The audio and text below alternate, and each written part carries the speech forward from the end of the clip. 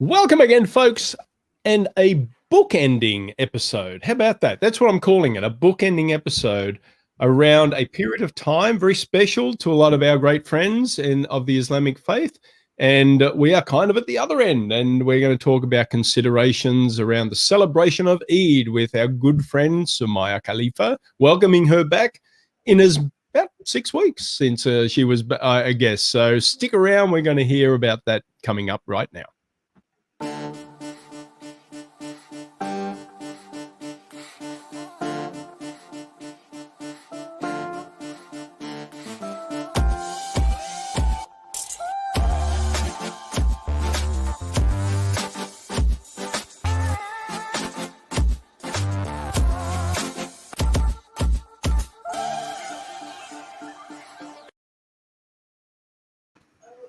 Welcome back. Welcome. Welcome, everybody. Two chaps, many cultures, two chaps with a wonderful guest today. As we are talking about, and I hope I'm saying it right again, Soumaya will correct me in a second. I think it's Eid al-Fitr. Maybe she will say it better than I would do. The end of the fasting month of Ramadan is upon the Muslim world, and it is not really clear when it will begin. Has it already started? Do we have to wait a couple more hours? How does this work, Soumaya? Tell us. The suspense is killing us. Hello. How are y'all? Welcome Thanks back, for joining us Soumaya. on short notice. Thank you. I'm so glad to be back with you all and to speak about the end of Ramadan and the Eid al-Fitr. You got it right, Christian. Yours just absolutely amazing pronunciation. I have to tell you something. For Eid al-Fitr, which is some countries in the Arab countries, they will say this is the little Eid. And for the Egyptian culture, because that's my background, we make cookies for Eid. So what I did is I brought some cookies with me to show you all. And I'm still fasting, but I could smell the butter and it's killing me. I mean, I'm just like, oh.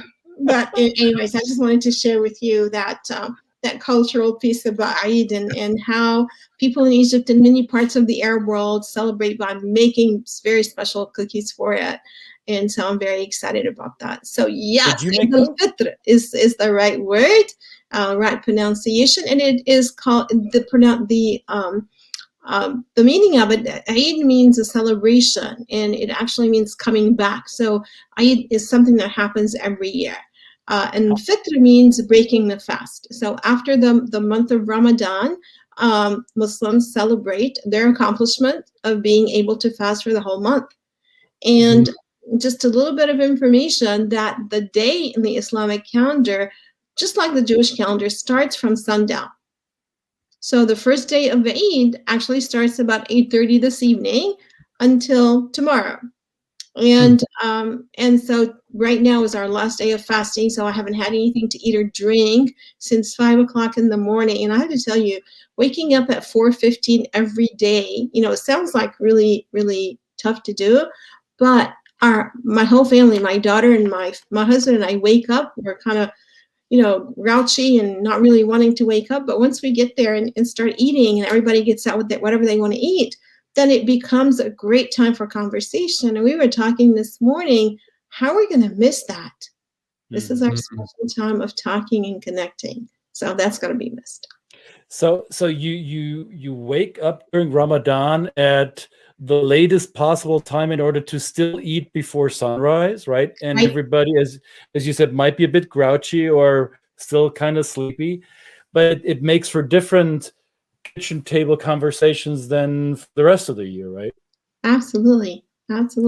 Yeah, Ramadan is very special because it brings the families together. In regular days, I grab something to eat going to work or going to meetings or what have you. In the evening, nobody's around, so I'm hungry. I'll grab whatever I want to eat. But for Ramadan, it's very disciplined, where we wake up in the morning very intentional about being together and eating before the sun comes up. And then in the evening time before sundown, and let me tell you, everybody has their phone and checks the calendar and checks Google what time is sunset today. And then we argue every single day Is it 8:26 today or 8:27? No, I heard it on this website. I read it on this website. It's 8:26. No, it says 8:27 here, and it never gets old. We do that every single day, just about. So that's actually a part of the the tradition, right? The tradition is not just the spiritual, but there's that kind of interaction between people that you kind of enjoy, right? It's Absolutely. Yeah, that's great. I read somewhere there's this I don't know, official body of observers of, I think, the halal lifestyle, what time the sunrise and sunset is in every time zone, or in different time zones around the world. So that official agency, I guess, sets the exact time. Is that correct? No? Yeah. No. Okay. Then I read something that is totally bonkers. Yeah, well, Muslims are very, very egalitarian when it comes to that kind of stuff. They don't have a hierarchy in the religion, very different than Catholics, for instance, where you have the Pope, you have the guidelines, you have the church, and as I understand from my Catholic sisters and brothers, it's very, it's very much told to them what to do and when to do it. Mm-hmm. But for the Muslims, it's a direct relationship between the person and God. And they might look at, the website that you talked about and get that as a suggestion, but they might want to say, hey, I'm going to follow the local mosque and I'm going to follow whatever the local mosque says. Same thing for when does Ramadan start and when does Ramadan end? You will find Muslims, maybe in the same family, maybe in the same city, where my family is going to be celebrating Eid tomorrow, but there might be people in Atlanta who are celebrating today, or maybe they're celebrating day after tomorrow, because who they follow and who they're going to go to pray with, even virtually, they're saying that Eid is Friday, not Thursday, or it's Wednesday, not Thursday. So and there's different interpretations of when is the new moon born, or who am I going to follow? If this particular part of the world says it was born, then I will follow them. So there are a lot of complications there. It's not really black and white. But this year, and I'm waiting for you to set the record straight, but from what I read this year, there was apparently a lot of anticipation, expectation that after 29 days of fasting today, they would have seen the new crescent moon in time to call it an end today, but that didn't happen. So it has to go the full 30 days. Is that correct? That is absolutely correct. Yes. Okay. And I believe that the majority of the Muslim world is celebrating tomorrow. But I'm waiting to be surprised, because I'm sure there are communities and people who are not going to be, breaking their fast tomorrow. Just like the start of Ramadan. We started Ramadan, and not everybody started the same day. I know communities here in Atlanta who started the following day. So, but it's all good. It's part of the diversity and part of different interpretations of the same thing. And that's what we're all about as interculturals, right? Right. Yeah. So you mentioned I just want to mention the post before about talking to your employer about this. This is a consideration where it's kind of it's not sure. You can't really schedule this, so it's a great way of employers making space and accommodations for this. If somebody wants to actually celebrate by staying away from work for that particular day. Yeah. Right. Yeah. So for Muslims, like you saw in my post and like what I'm sharing here, I did not know today's Wednesday, Monday, what day is Eid. And for departments and in the work environment, people need to know when people are going to be out. So this particular manager that I had, and she's really a close friend and mentor now, and we talk all the time. Her name is Vicky, and she, I used to tell her, hey, Vicky, I might have to be off Tuesday or Wednesday or whatever day it is, because there is a holiday that's coming up and I'm going to need to take it off. And just say, fine, do whatever you need to do. And she had that look on her face like, what's the matter with her, right? And she didn't say anything. She didn't ask. And I didn't feel like I should, part information if she didn't ask. And later on, we became really close friends. And she attended one of my cultural training sessions, and she said, let me tell you, all these years, I was just wondering about you. I thought you were pretty smart. And why wasn't it that you were able to look at a calendar and just tell me what date you need to take it out, right? Right. Is it so hard? Is it not a calendar? Every time I tell the story, I call her up or I text her. I said, hey, Vicky, I told you a story. And she gets a big laugh out of that. But, with the employees and with the employers, being aware that the holidays for Muslims are not a December 25th holiday. It depends on the moon. It depends on the sighting, depends on the community. And the majority of Muslims, practicing or non-practicing, they most probably want to take that day off to feel a sense of identity. If it's not for them, it's for their family, it's for their children to have that sense of identity. And some of the accommodations would be to have maybe some extra holidays, floating holidays that a person could take if their observances, whether it's Eid or whether it's Yom Kippur or any different or minority religious traditions, that they could be able to take the day off and use those holidays, those floating holidays. Some people just want to be out for the morning to do the prayers, pre-COVID days. And it means that they will, take a couple hours off, do the holiday thing, do the prayer, and then come back to work. I know that I have done that in the past, and my husband has done that in the past. So just the understanding. And by the way, for employers, just having good, inclusive practices. It does not have to be just for Muslims, but if they have the guidelines, the policies, they are inclusive and provide a culture of belonging, then whatever policies they have, whatever holidays, flags, hours, and etc., it will accommodate more than just the Muslims. It will accommodate many different religious traditions, as well as maybe ethnic traditions as well in holidays. So Soumaya, I've noted, and you mentioned it earlier, it was your birthday during the month of Ramadan. Does that affect how you celebrate your birthday or how your family celebrates you? Because you can't have the, I know you like a good cake. So you have to, does that mean you have to push the celebrations back into the after sunset time of day, or do you set aside another day outside of Ramadan to, I don't know, make up for what wasn't possible during the fast?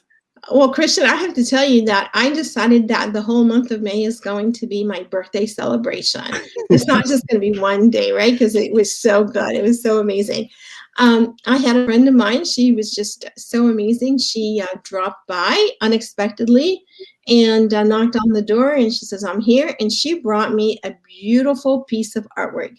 And what it was 7 cupcakes that were beautifully decorated on a golden cardboard, the stuff that they put under cakes.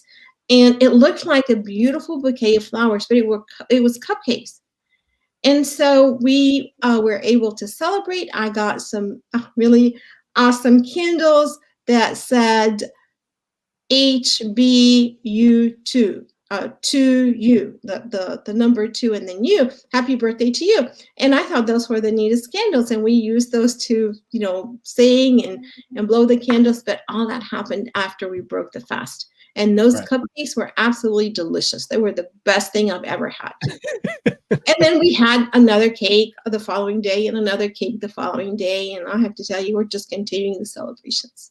Okay. So what is I don't know if there's a typical Eid celebration around the world, or if that really depends on the country or the family traditions, but what would be a uniting thing? What would be a common thread for Eid al-Fitr celebrations throughout the Muslim world? What happens on that day? It's the if one goes to a Muslim majority country, then the celebration will be in the air. There will be lights in the streets. There will be people wearing new clothes. There will be Eid prayers out in the parks, and thousands of people doing their Eid prayers outside, families visiting each other.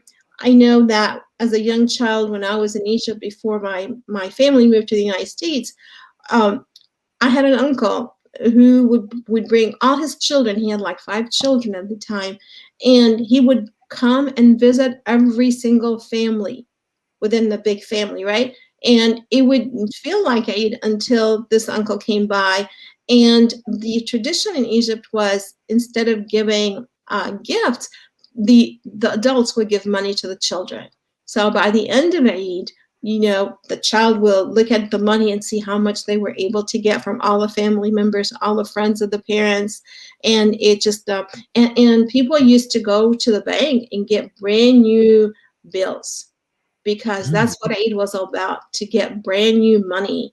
And that is a special feeling. Up until this day, when we give money to our kids and our grandchildren, I go to the bank and I ask them, do you have brand new bills? And they look at me like, what's the matter with you? You know, $1 is $1. I know we give them more than that.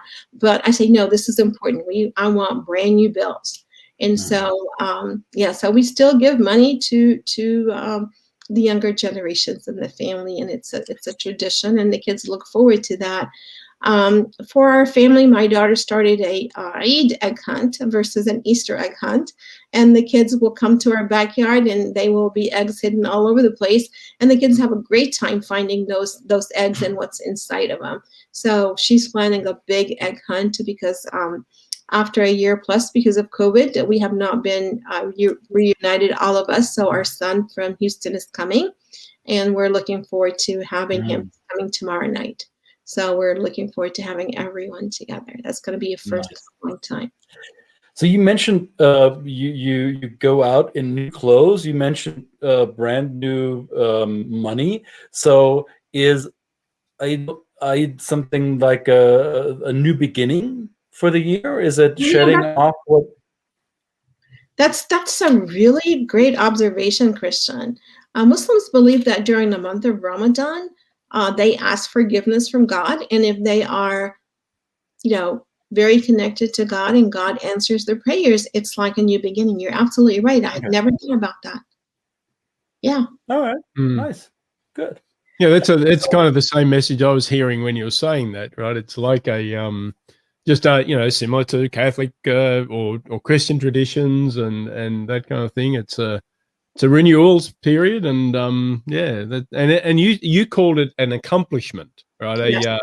So it is that 30 days of connecting with a family and your beliefs and things like this. So but it is actually it's a pretty big commitment. You know, I was in a fast food restaurant the other day, and there's a young girl behind the counter, and I said, wow, this must be.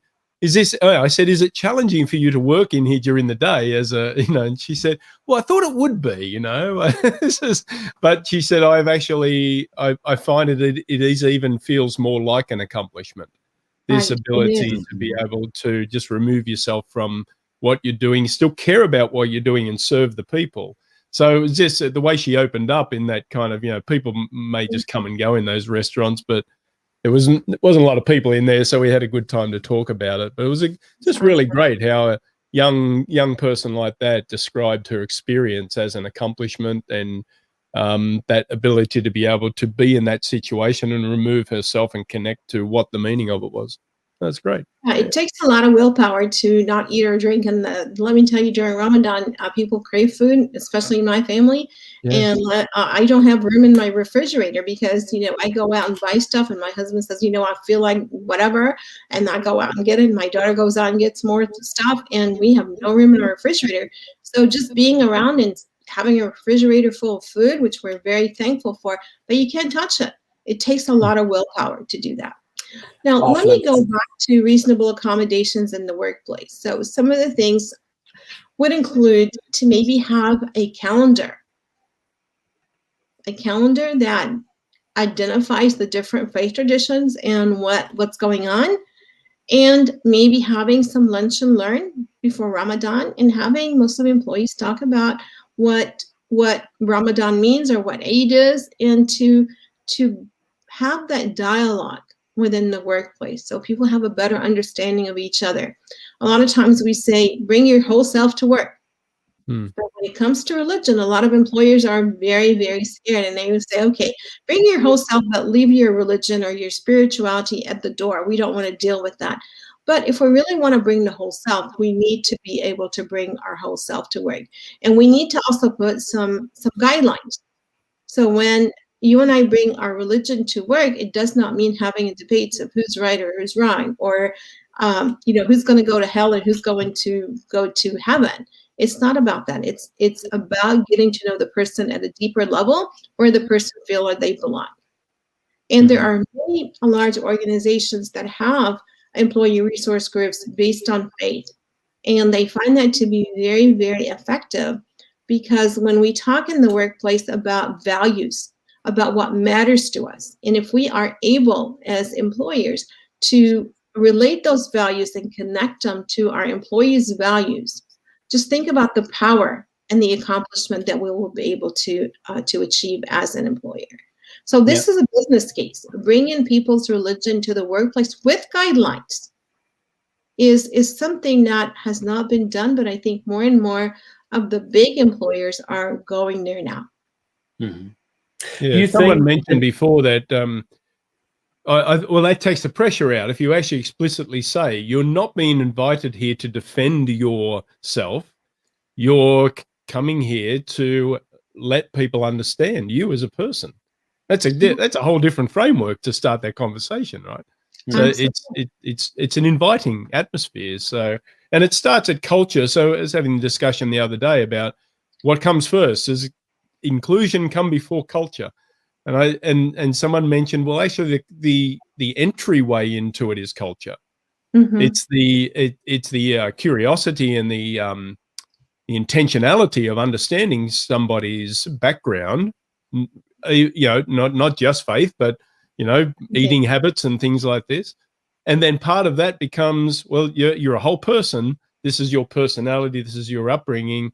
So tell me more about that. And that becomes into not right or wrong. It's just basically, this is my beliefs, my preference, and my understandings. And that's a whole new way of a non-threatening way of reintroducing this concept. And also having positive psychology in the workplace, right? So being an inviting culture, like you said, Brett, and a person does not get reprimanded or, anything that goes wrong by bringing himself or herself to work the way they are. I think that's really, we're missing out on that in many different organizations. Do you feel that in when we're looking at the United States or North America, in parts of the country where we have a bigger percentage of Muslim populations, be it in Michigan or in other corners of the country where we're aware, okay, here's a higher percentage of Muslims, that the workplace or that corporate America has become a little bit more aware of this and have developed new approaches to this, or is there no data around that?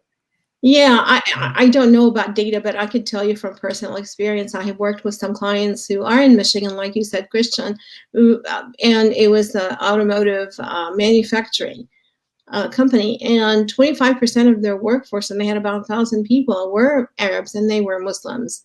And I had the privilege of doing a training session for them and do a cultural audit, if you will, about what's going on in their company and things that they could tweak and make better.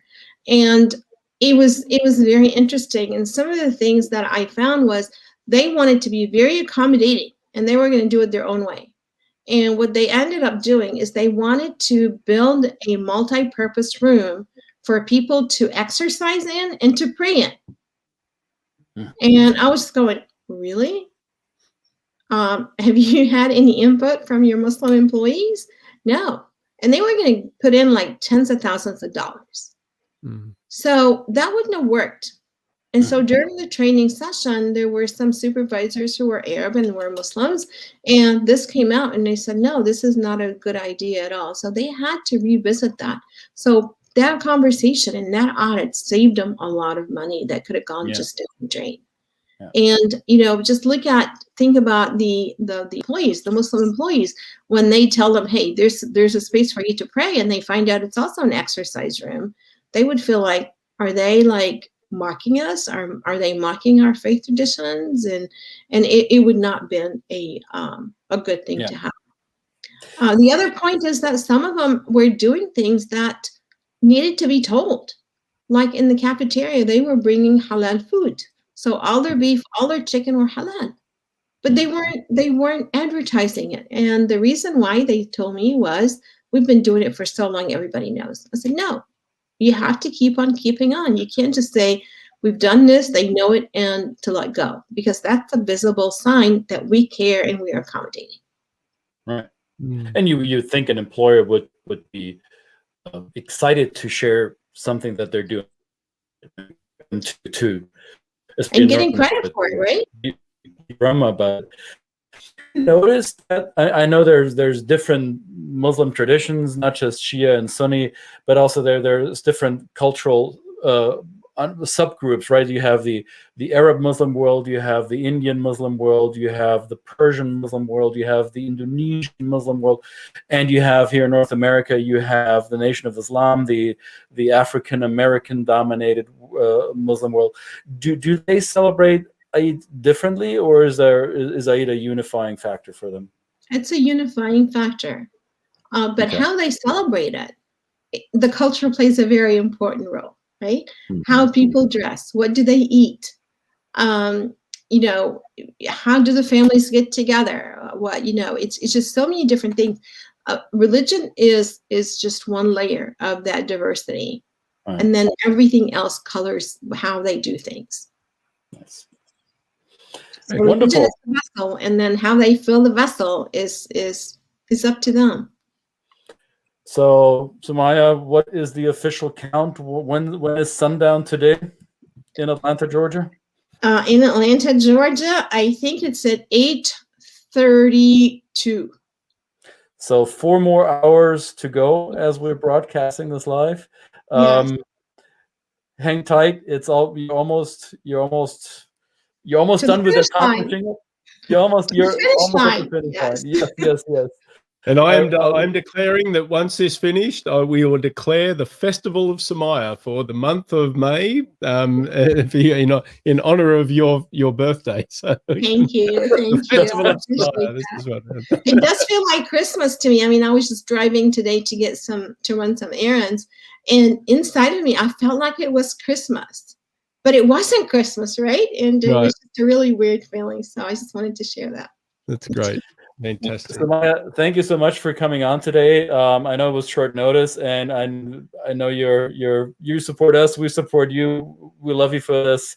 Eid Mubarak, and to everybody out there celebrating the big holiday.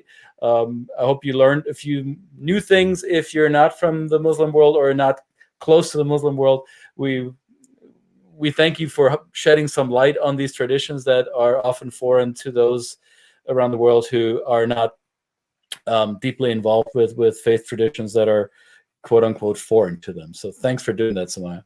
Thank you. It's always a pleasure to be with both of you, and I love you both. Thank you. Excellent. Feelings mutual. Thanks, everybody. See you next time. 2 Chaps are out for now. We'll see you again soon. Bye-bye. Bye-bye. Bye.